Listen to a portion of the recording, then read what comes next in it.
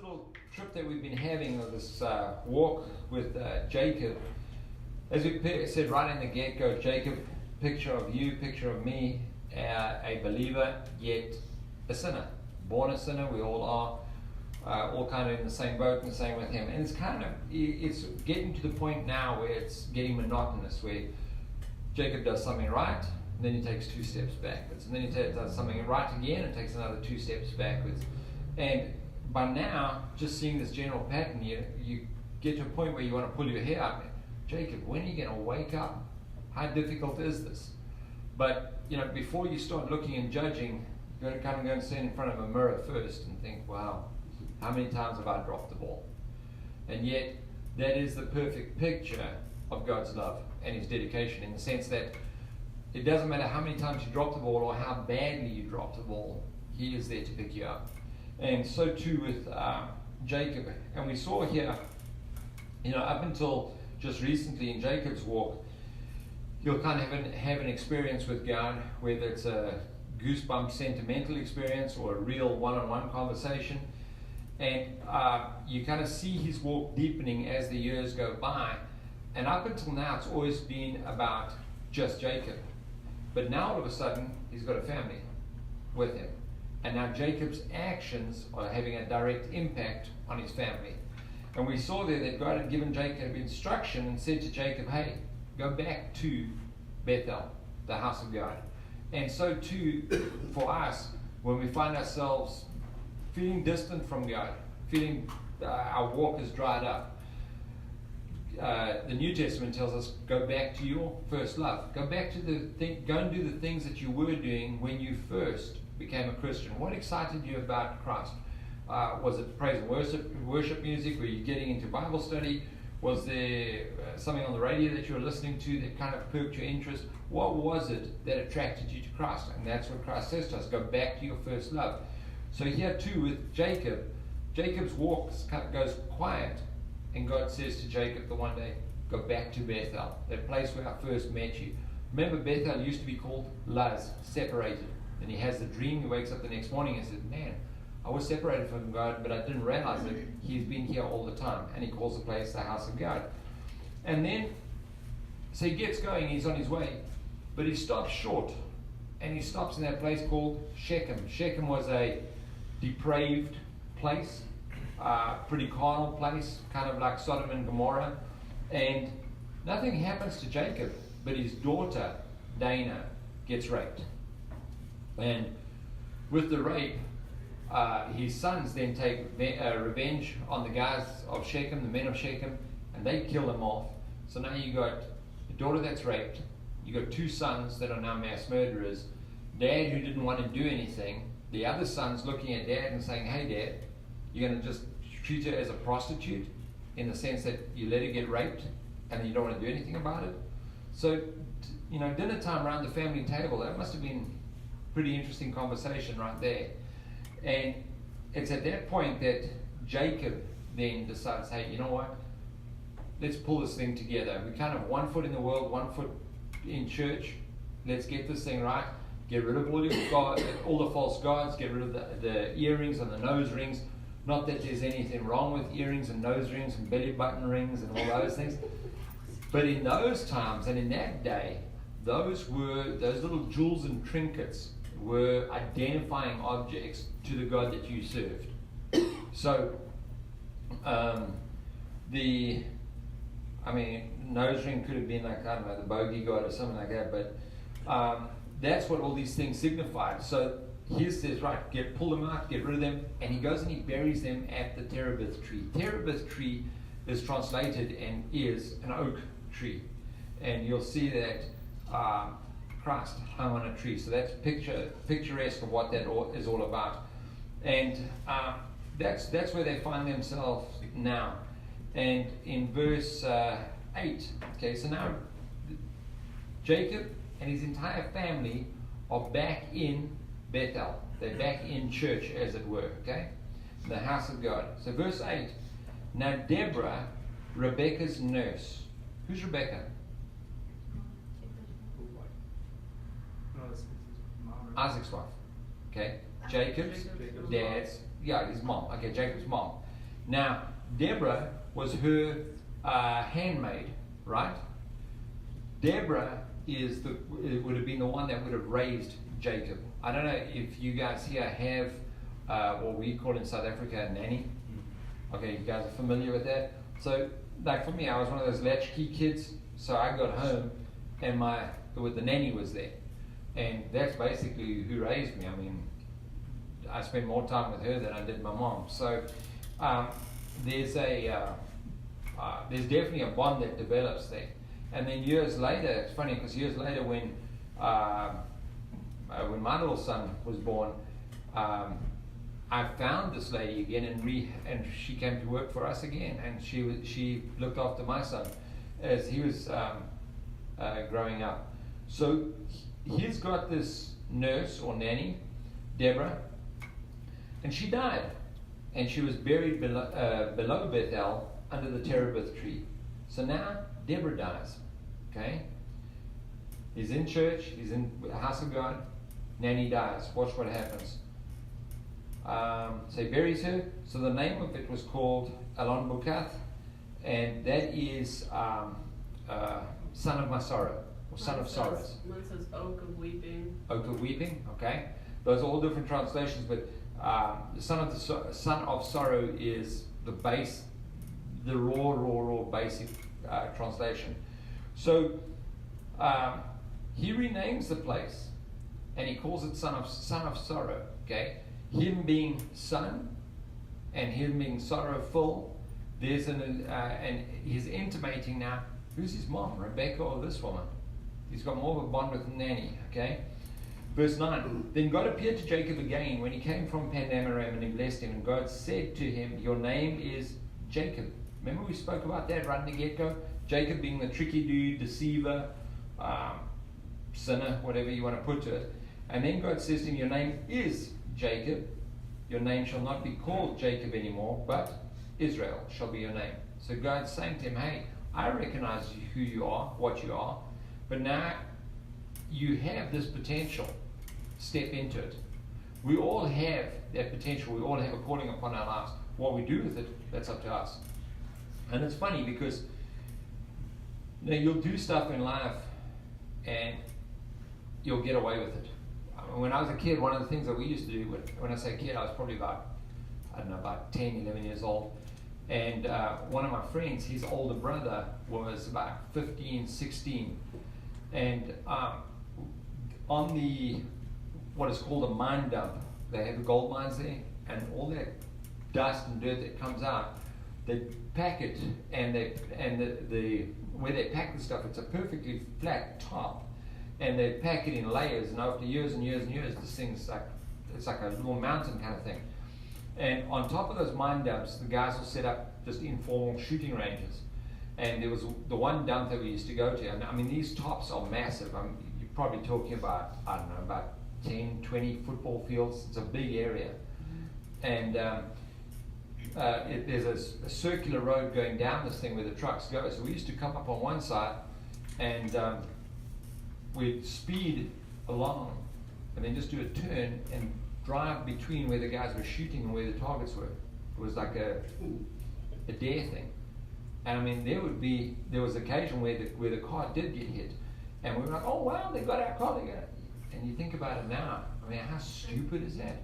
But yet, that's just something we did. And it's amazing how you'll push that envelope and keep on doing the stupid things, and then one day, when the bullet hits, or you end up with cirrhosis of the liver, or something happens. Then it's, oh well, God doesn't love me anymore. But God's been warning you all along. Like I've said to you, I'm waiting for the AIDS virus to hit you. Like in South Africa, 1 in 3 people got AIDS, HIV positive. When it hits here, it's going to be, oh boy. And then what's going to happen? People here are going to say, oh, well, where was God? God's in the same place. He's warned you from day one. It's your choice to go and do these things. The repercussion, that's just a repercussion of sin. So, God's saying to Jacob, okay, your name shall be Israel. And the same with you and me, you will go through a change. So he called his name Israel, and Israel again is governed by God. Also God said to him, I am God Almighty. Be fruitful. He's already done that. And multiply. Yeah, he's done that too. Remember that they had that whole conception competition between his two wives and their two handmaidens, and went back and forth.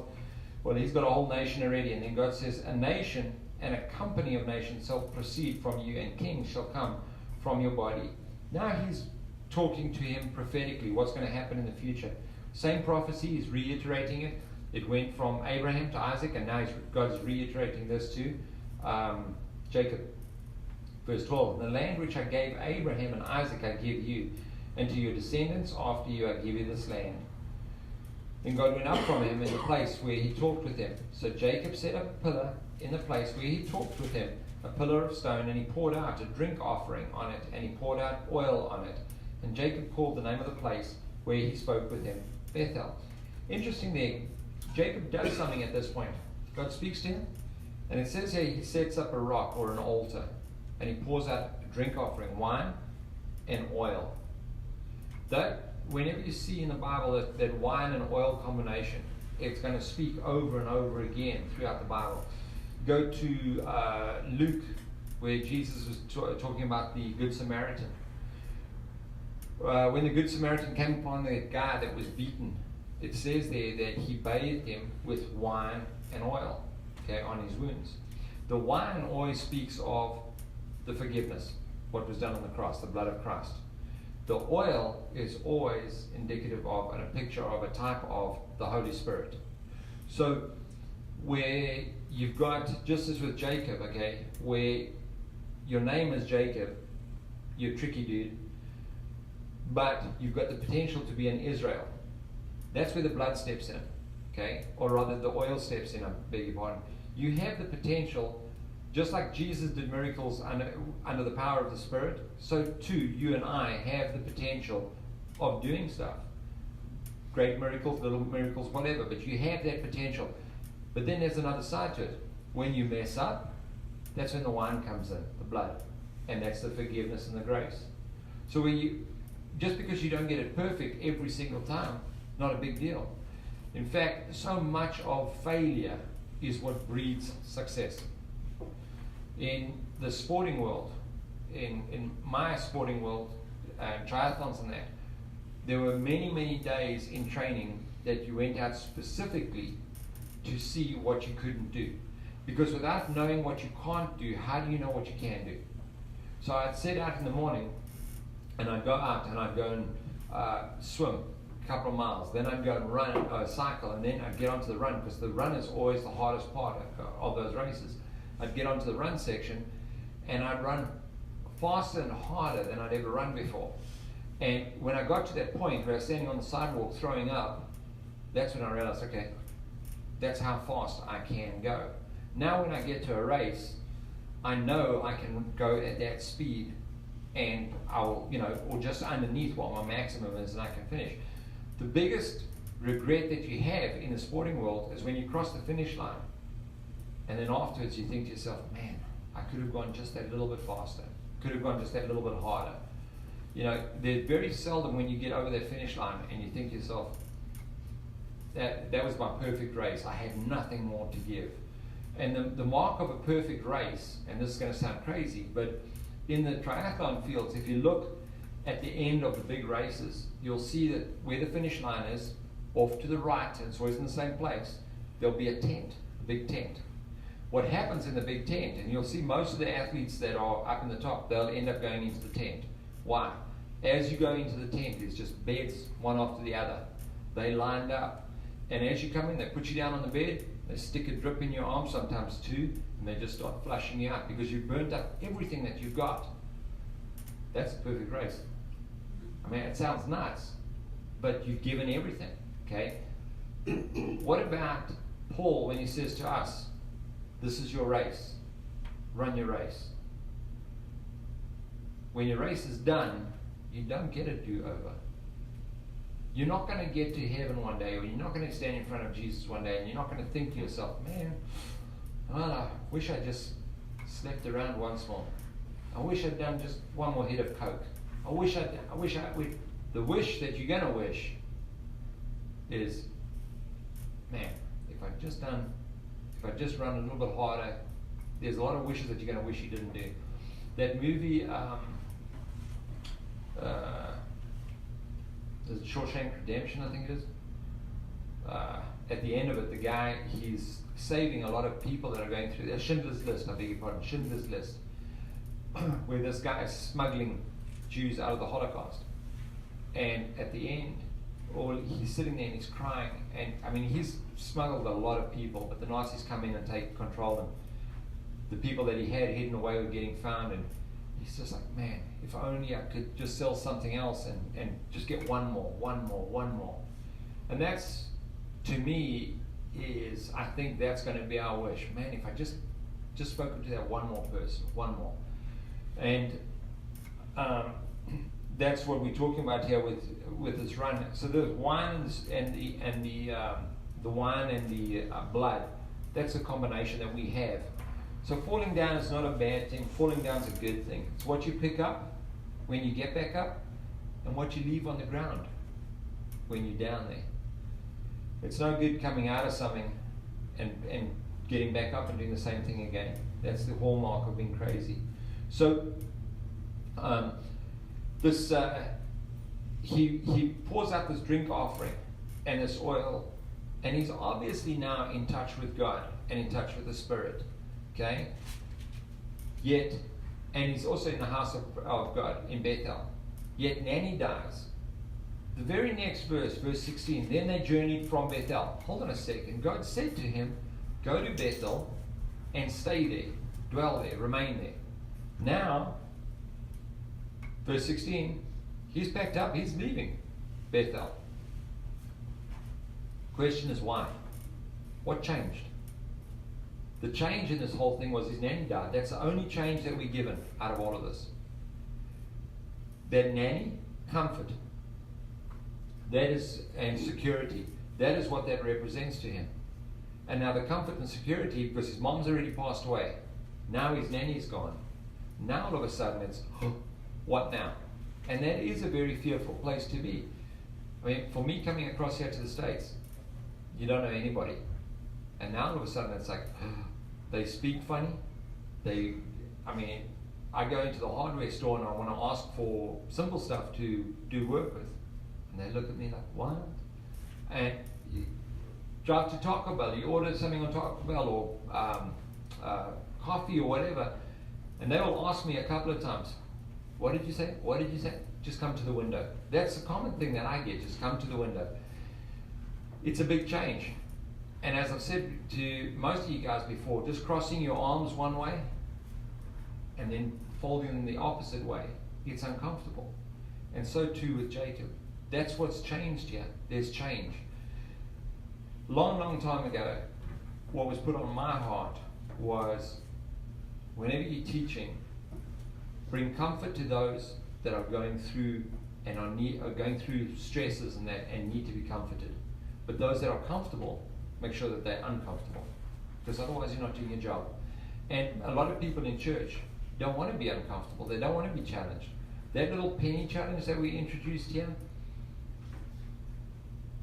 yeah, I think just about every single person, except you, Miss Ruby, yeah. I think every single person here has spoken to me about that challenge. Yeah, you've mentioned it. And it's funny how that challenge, each one of you have taken it on in a different aspect. And it's kind of made you uncomfortable. And right in the get-go, some of you are like, that's not fair. That's, and others were like, that's not going to affect me. And yet it's amazing how that little challenge has affected everybody. So being comfortable, not necessarily a good thing. When you're uncomfortable, that's when there's going to be change. And trust me, we all need change. So here we see verse 16, and they journeyed from Bethel. And when there was but a little distance to go to Ephrath, which is Bethlehem, that's the other name for it, Rachel labored in childbirth. What? He's putting her through this big move right when she's pregnant. And it's a harsh country over there. It really is a harsh country. Why would you do something that stupid? I don't know. Yet the Bible doesn't say it. The only thing we can go back to is Jacob's obviously not happy. And you see him bouncing around. God gave him a clear directive. Go to the house of God and stay there. I don't think God was saying to him specifically, you have to stay in that one little place. But you definitely have to stay within the borders that I've set up and the land that I'm going to give you. Don't be wandering all over the place. And she had hard labor, verse 17. Now it came to pass when she was in labor that the midwife said to her, do not fear, you will have this son also. She's in labor, about to give birth, and the midwife's kind of encouraging her, verse 18. And so it was, as her soul was departing, that she called his name Ben-Anoni. Ben-Anoni, son of my sorrow. As she's dying, that's her dying breath, she names him, son of my sorrow. Now, think back to all the other kids that were named. Okay, remember when they were having that whole competition with who can produce kids? Like, the one would produce kids and his name would be, oh goody, next one. And, that's the kind of names that they were given. Now she, as she's passing away, she says, son of my sorrow. But Jacob called him Benjamin, which is son of my right hand. So now all of a sudden one of these kids gets this name, a prominent name. Remember, we spoke about the right hand in biblical times. Left hand was used to wipe your butt. Right hand was your a sign of power. It was the hand of friendship. And I don't say that lightly because if you go even look at your Middle Eastern cultures today, they still do the same thing as far as their sanitary practices go. Toilet paper is not a given all over the world. Okay, so that is why you just don't shake hands with the left hand over in the Middle East. Take my word for that one. Okay. My folks think because the Quran is printed on paper, paper cannot be used for that purpose. Really? That's one of the reasons. Oh wow. Huh. I've read that certain places. Wow. I didn't know that. I like that. What Mr. Chuck was saying is because the Muslims believe that their Quran, their Bible, is printed on paper, therefore paper cannot be used for sanitary purposes. So now he changes his name from Ben-Anoni to Benjamin, son of my right hand. Think about what all the other boys are thinking right now, all the other sons. Their names are like leftover, next one, and all this kind of stuff. And here comes this new little kid, son of my right hand. That's setting him up for a fall. When I was born, our system back then in South Africa, the child wasn't registered in the hospital. Dad had to go off to a municipal office within a certain amount of days and have the child registered. So my dad went off to go and register me, and it was decided beforehand that my name was going to be Stephen. My dad goes off, comes back, there's family in there, and everybody's saying, oh, Stephen this, Stephen that, Stephen this. And my dad says, who's Stephen? His name's Rory. And he registered me as that, and so that's who I am. And I lived up to my name, because Rory is from the Irish folklore and that. There's a little character called Rory McGory. He's the troublemaker. So I lived up to that one. I think he wished that he had a Stephen. So they named him Benjamin, son of my right hand. So Rachel died and was buried on the way to Ephrath, that is Bethlehem. And Jacob set a pillar on her grave, which is the pillar of Rachel's grave to this day. Notice this, okay? God says earlier on, he said to Jacob, your name is going to be Israel. Okay? Future tense. Your name is going to be Israel. Now jump back further. When Jacob went down to Uncle Laban's house looking for a bride, he arrived there and Rachel was the one that he saw. And she was the hottie, right? And he was smitten. He fell in love with her. Then you got Leah, the ugly sister, who he was conned into marrying. And he married her first. Then he married Rachel, and the Bible says to us that his heart was with Rachel. Then, further on, it says there that he loved Rachel and he hated Leah. Okay? Now, as I said, God said to him, your name will be Israel.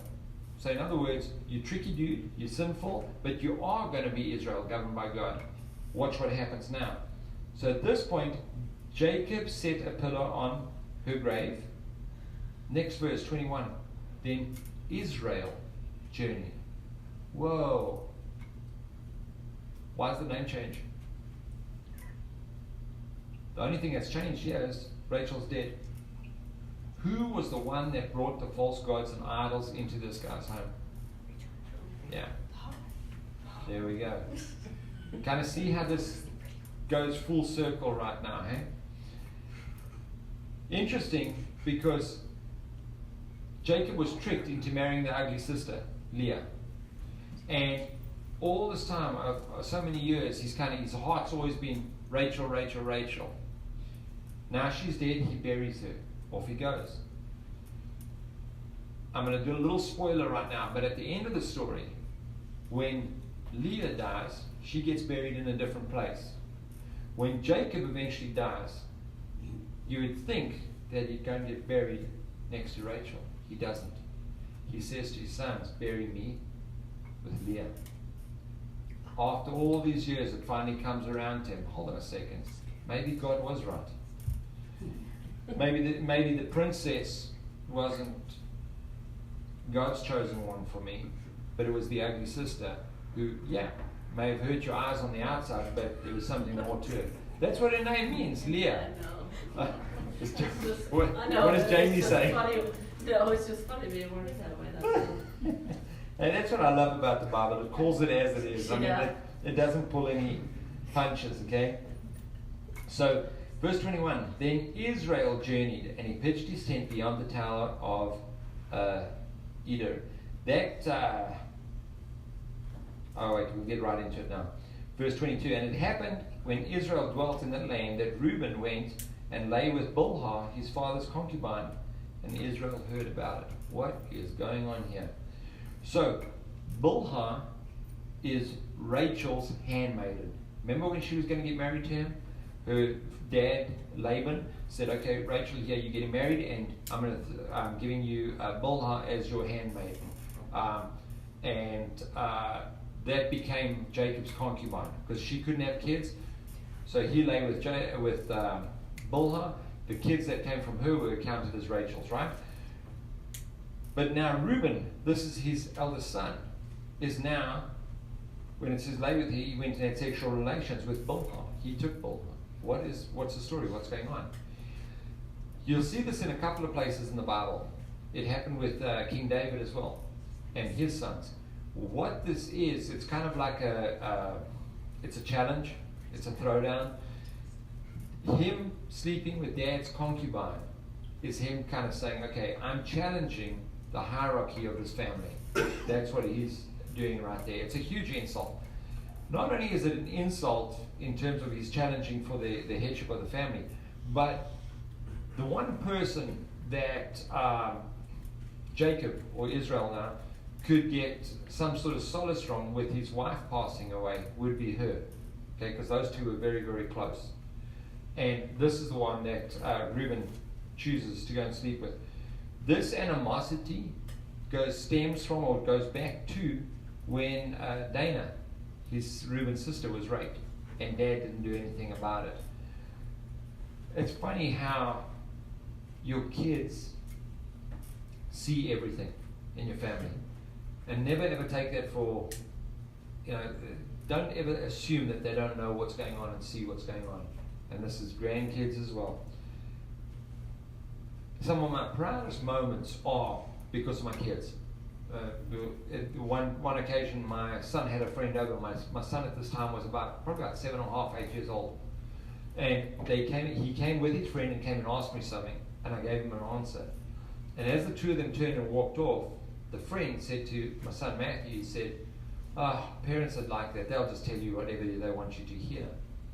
And my son turned around to him, and he was still within earshot, and he said, no, my dad's not like that. He's not going to lie to me. And I was like, wow. That was like one of my proud moments. But in the same vein, your kids see all the negative things as well. And it's those things that will really crush you. So he's acting out now about what happened years and years and years previously. Hey Dad, you didn't step up then, or you're going to step up to me now? And then it says that Israel heard about it. If Jacob had heard about it, Jacob would have plotted and planned and done something, right? But Israel hears about it. He's like, okay, I've heard what's happened. I'm going to leave this in God's hands.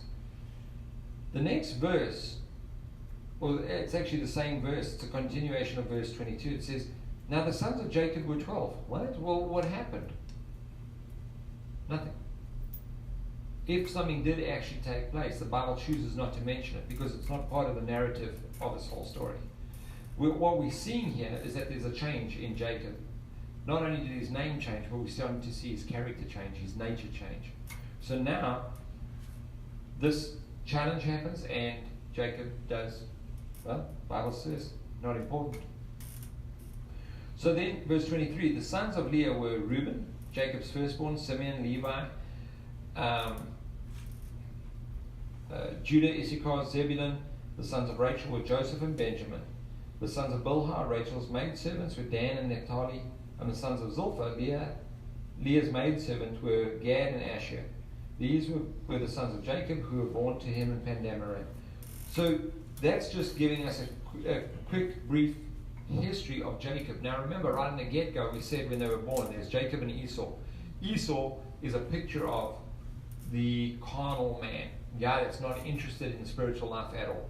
Jacob is supposed to be, and does turn into eventually, the spiritual man. California. Yeah, he's the worst.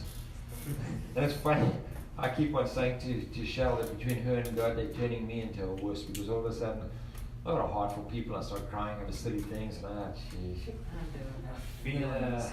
Huh? You said feelings. Huh? Yeah, where those stupid things come from? But, No, I never cry. yeah, right. Right. You know what?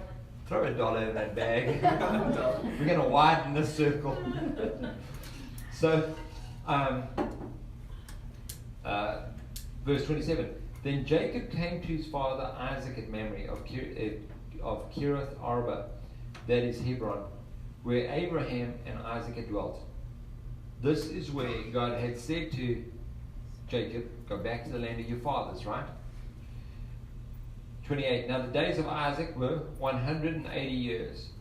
Phew, it's time yet, Chuck. 180 years. So Isaac breathed his last and he died and was gathered to his people, being old and full of days. And that's the neat thing that you'll see happen in the Bible over and over again. If it's a person who's not interested in the things of God, it'll just say, and he died. End of story. He kicked the bucket. But with all these guys that follow after God, it'll say that he died and he was full of days and he was gathered to his own people. The next verse to me is very interesting though. And his sons, Esau and Jacob, buried him. Remember when Jacob and Esau met a little while ago? Jacob had promised Esau, and he said to Esau, you go ahead and I'll catch up to you. He didn't catch up to him. But now, their dads died. And this is the big thing in the Christian walk. When there is death, and it's hard, it's painful, but in death, there's huge opportunity for reconciliation. And it's amazing that when somebody does pass away, how much more open people are to the things of the gospel. And they are willing to listen in a whole different way. When things are going good, people don't need God. But it's amazing, when you're drowning or whatever it is, oh Lord, save me, save me. I was driving down the road once and there was 3 different women in the car. And it was raining really hard. And a guy came past me on the freeway, it was in California, he came past me on the freeway and he hit water and he spun. And it was like in slow motion, he spun right in front of my car. And then he hit the armco on that side and bounced back again. And fortunately, I held onto that wheel and I didn't swerve it or hit the brakes or anything, because we would have gone. But it was amazing how religious all 3 women became in that split second, because they were calling out to God, Jesus, oh Lord, help me, all these different things. That song's in my head, Jesus, take the wheel. Yeah. Let's take it out of Rory's hands. Okay, now this dealt with Jacob's family, okay? But there's two different dynamics. There's Jacob and Esau. Now it's going to focus on Esau briefly. And it's very briefly. Why? Because this Bible's not about the sinful side of the world. Yes, it has to address it because it is there. So now it's going to deal with Esau's family and genealogy. So chapter 36. Now this is the genealogy of Esau, who is Edom. He is the father of the Edomites. This is very important.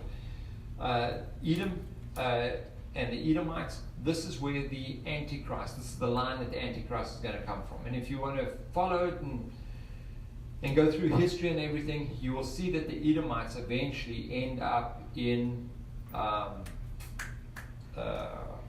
Rome. That's where they eventually end up.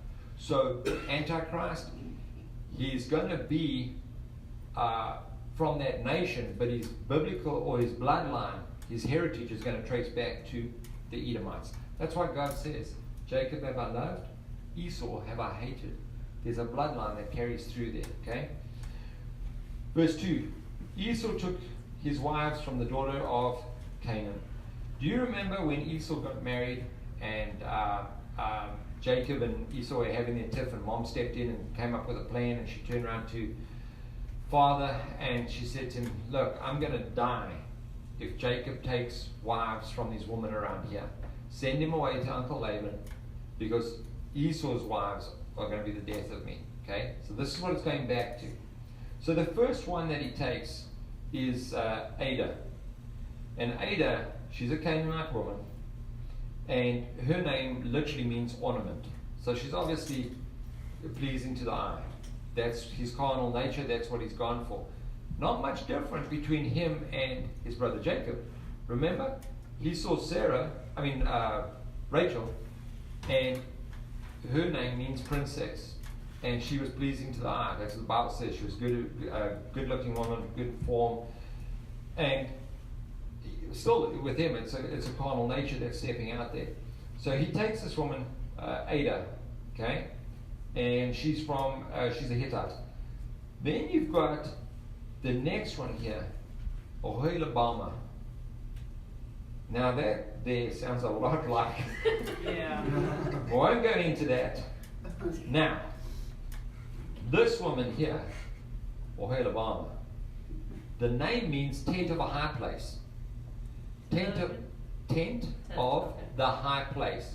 The high places back in these days in the Bible, these were the groves and things on top of the hills, and that the groves were tree wooded areas, and in these tree little forest areas, that's where they would then worship their different gods and goddesses and things. And they would go to the trees and they would shape them and sculpt them into different statues, if you want to call it that, or phallic symbols, okay? And then they'd have and practice all these sexual rituals up in these groves. So that's why the Bible talks about, cut out all the high places and cut down the groves, and it keeps on going back to that, because the Jews perpetually get sucked back into this kind of religion. The predominant religion back there circulated around sexuality and obviously promiscuity. So this Oholibama, I keep on wanting to say Michelle, but this, we're going to have to cut that. But this lady, and I'll use the term loosely, her name literally meant tent of the high places. These tents, or these booths, is where these temple prostitutes would take the guys in to go and have sex, and to try and lure them into this type of religion, okay, into these worshipping Astaroth and all these different goddesses, okay. So her name literally is, if you want to break it down, temple prostitute. That's what it is. So this guy's doing really well. And this is the daughter of Anah. Now, next one, this is wife number 3, Bashimath. Okay? Bashimath means, the original baseline of that means Spice Girl. Now we're doing well. So this guy's got an ornament, Michelle and a Spice Girl right there in his quarters. It gets a lot more sinister than that, because what happens here is, okay, the first one, ornament. What he does is he starts, Ohoilabama, after he takes that one as a wife, obviously coming home and saying, hey mom and dad, I know you didn't like the first Canaanite woman that I brought home, so guess what? Meet the temple prostitute. That's not going to go down well, okay? So, just like the carnal nature, what do we do with sin? Sin we kind of sweep under the carpet and we try and minimize it. And like I said to you beforehand, if you're stealing, you're misappropriating, you're not stealing anymore. If you're lying, you misspoke. If you're sleeping around and playing the harlot, you're promiscuous. We keep on dumbing down what sin is. We want to get rid of the word sin. Well, what he does now is he remembers Ishmael. Okay? Now remember Ishmael. Ishmael is also the ungodly line. Okay? And he's the daughter of Ishmael, which is his cousin. He's got the hots for her. And her name is Bashimash. And he decides, you know what we'll do is we'll get rid of Ahoyabama's name, because we can't have a woman walking around here that's called temple prostitute. So we'll change her name and we'll call her Spice Girl. So he changes her name. And you've got to do a lot of digging and you'll come up with all these changes. Then what happens is, because now he's referring to this woman all the time and he's talking about it, calling her by name all the time, and it's obviously playing on his mind, he then makes a trip up to Uncle Ishmael's place and he goes and gets Spice Girl and he marries her, brings her back down. So now you can imagine when he walked in with Spice Girl now, coming from Ishmael, mom and dad definitely weren't going to be happy about this. So what does he do? He changes her name. But he can't change the other one's name back again. So this is the picture of carnality, in the sense that we don't want to address sin as sin.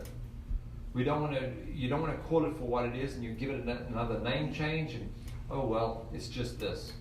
Well, oh well, just this. Once you've just done that, it's very easy to now do the next thing, and the next thing, and the next thing. Carl once said to me, how did you end up doing those ultra-distance triathlons? How did you get to that point? And I thought about it, and I didn't have an answer for him. I don't know. It just seemed to be a natural progression. So one day you're running a little 5K race, and the next day you kind of wake up and you're racing at races that are taking 10, 12 hours. How did you get there? The same way as you eat an elephant, one mouthful at a time. Okay, this is Texas. We don't eat elephant and we ain't running for 12 hours. So, this mess that we're looking at here now is the picture of carnality. Yeah, Jacob's family's got problems, but find me a perfect family. Anybody got a perfect family now? Oh, I thought that. You have? No. You liar. Put another $1 in your bag as well. So, now it goes through, and I'm not going to go through all of Esau's bloodline and the chiefs of Edom and Seir and all that kind of thing, mainly because it doesn't really break down and tell us the story later on. So Esau, who's also, his name is Edom as well, they changed his name to Edom, gets to the point now that him and Jacob have got so much in the way of cattle, very, very, very similar to what happened to Abraham and Lot. Remember Abraham and Lot, their flocks and then increased. It got to the point that their herdsmen were fighting, and they said to Abraham, came forward and he said, look, Lot, we've got to separate, because the unbelievers looking at us, and what we do is affecting them. So he says to Lot, okay, take your pick. Lot takes his pick, and where does Lot go? Lot is another picture of carnal man. He looks up, he sees the green pastures, and that's where he heads to. He goes for the green lands. so too with Esau. Now remember something. If you're sitting and you're looking elsewhere, be it in your marriage, be it in your family situation, be it in a relationship, whatever it is, and you're looking over yonder and that grass looks greener over there, chances are what you're looking at is a septic tank. There's a reason for grass appearing greener elsewhere. That's Psalm 24. The Lord is my shepherd, and it talks about leading me into green pastures. That is a misrepresented psalm, and we've spoken about a fair amount. In my mind, I always conjured up these green pastures. It's not. And it was Chuck that actually put me onto this. The green pastures there is actually arid desert. And every morning, there's enough dew after the night that forms on the rocks that it trickles off. And on the side of the rock that is in the shade, there's enough moisture that trickles off, and there's a little bit of grass that will sprout up there. And that's where the shepherds will then take their sheep. So the shepherds will look around and see, okay, there's a hill there. And he's looking just for these little sprouts at the base of the rocks. He'll go over, so Psalm 24, he leadeth me to green pastures. So in my mind, I'm thinking, oh, just lush green grass, I'm kicking back, and I'm lying there like a sheep, God's sheep. No. The shepherd's literally taking you, and you've got to go nibble, and you've got to walk the hills, and it's still hard. But in our minds, we conjure up something with Christianity, this lush green grass. Isn't that also a picture of God providing on a daily basis? Most Just what they definitely. need for one day. Most definitely. Well, I like the green grass and field laying there looking up there. It doesn't work that, in the daytime, the wind blows off the desert out to the sea. At nighttime, that moist wind comes back in. Yeah. And hits those rocks, cools off. And you get that moisture. But it's a tiny little bit of moisture. It's a tiny little bit of grass. But it's enough to sustain the sheep. One thing, like Shell comes out to where I'm working, she said, why don't you sit in the shade? I'm like, I'm not sitting in the shade. I don't know what's in the shade. And one thing I figured out here in Texas, the chiggers love me. And you'll find them in the shade. I'll stay in the hot sun because I know there's no chiggers that are going to bite me. So, it's the same thing with that shade, as it were. You don't know what's lurking in the grass. So, I want to jump. Who's got the time? 7:25. Okay, 7:25. All right. Well, we'll probably come to an end there. So I'm going to stop over where we're at now. But next time I'm going to jump into chapter 37 because there's no detail and great revelation that I'm going to give you in the rest of Esau's life. One thing that I will say, so Esau goes over to this land of Edom. And when you go to Edom, you travel through this desert area. There's absolutely nothing there. And then in the distance, you can see like rocks and cliffs and everything else. When you get up to these cliffs, there's an entranceway, and it's pretty narrow. It's probably about the width of this room. And then as you go in, it kind of narrows down to places where literally it's maybe about 4 foot wide.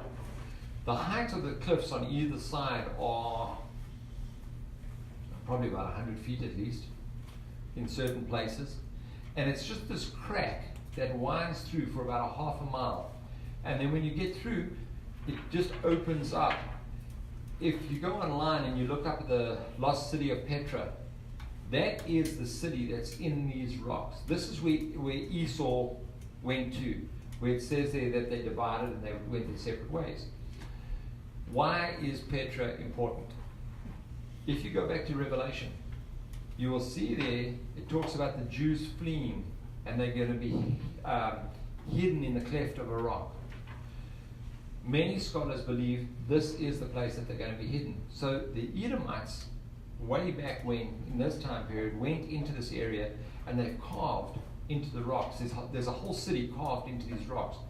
The buildings themselves are absolutely beautiful. So when you're looking at the face of a cliff, they've carved out the front of a building.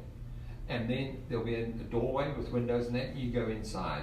And then inside the cliff, going back in, are different rooms and halls, and they've got a whole city carved out inside there. So this is what many scholars believe is going to be the place that the Jews flee to, because it's totally defendable. Now, if you are up on technology and things like that, the one thing that they say is going to happen in a war, it makes perfect sense, is those EMP strikes. It's a high charge that's set off at a low altitude, and it takes out everything electronic, everything. So around these parts, there's probably still going to be a few vehicles that will run because of the age of them, but generally speaking, everything's going to come to a standstill. So if you are living in that city, in that rock city, and there's no armored vehicles, there's no way that you can come in like riding on horses or anything, and you're on top of these cliffs, that little passageway is extremely defendable. Esau, in his time period, his family, his nation, his tribe that grew from this lot was extremely powerful and defendable. Nobody could conquer them. They couldn't conquer that city. What happened is, and this is speculation, is that they died off from within, but they never got conquered. And this is why they speculate this is where the Jews are going to go to in the end times. So much so that there's a number of organizations that have actually placed Bibles in these earthen jars in these different homes back in these cliffs and things back there. So interesting place to go to. It's got a lot of history. The Left Behind series, I don't know how many of you might have read that. I think that's where the final battle takes Yes. place, isn't it? Yeah, in that lost city, yeah, Petra. You go and look it up online. It's pretty interesting. It's a neat city. Fascinating place. Yeah, it really is. I mean, there's one there. There's one place because what they did is they've got all these homes and halls and things, and then they carve straight through the rock to make these air shafts. So at a certain time of day when the sun's coming over, it's going to come straight down that shaft. And if you happen to be in one of these chambers when it's coming through and you stand underneath that shaft of light that's coming in, somebody takes a picture of you, it kind of looks like you're an angel because you're glowing and you just don't have any feet. It's pretty amazing what happens. So yeah, pretty neat place to go to. All right, so traveling now it's going to take a huge change and a shift. Now we're going to get on to Benjamin and Joseph. Joseph, one of two people in the Old Testament that there's never ever a sin mentioned about him. Why? Because it's a picture of Jesus Christ. Now we're going to get into a lot of typology again, just like we did with Abraham right in the beginning. Now we're going to get into a ton of typology again. Benjamin. Yeah. So interesting section coming up. All right, let's close in prayer.